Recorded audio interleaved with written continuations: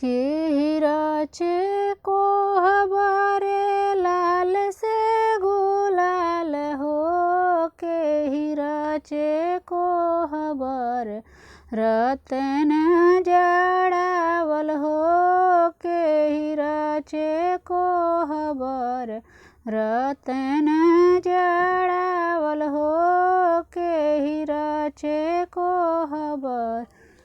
बहिन रचे को हबारे लाल से गुलाल हो, भाभी रचे को हबार रतन जड़ावल हो, भाभी रचे को हबार रतन जड़ावल हो,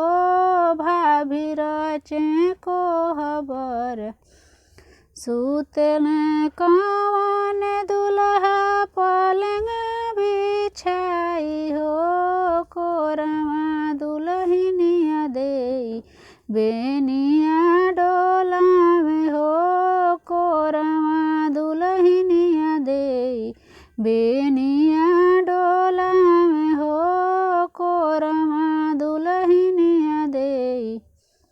कम डोले बेनिया बहुत करे बात हो, भाभी और ढुकनिया लागे पिया बारे बार हो, भाभी और ढुकनिया लागे पिया बारे बार हो, भाभी और ढुकनिया लागे होखे द सबेर धनिया लागे द बाजार हो, भाभी के बेचब बजरिया के बीच हो,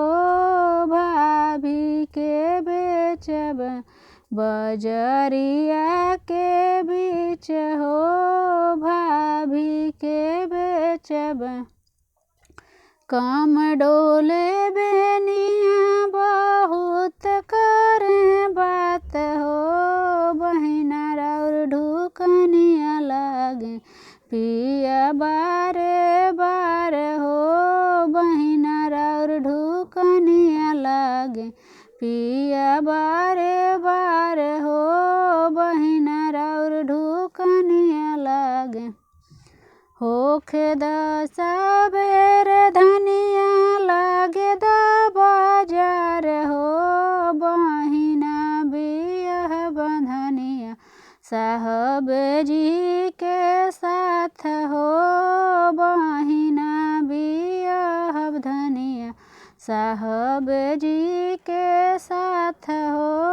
बहिना बियाह धनिया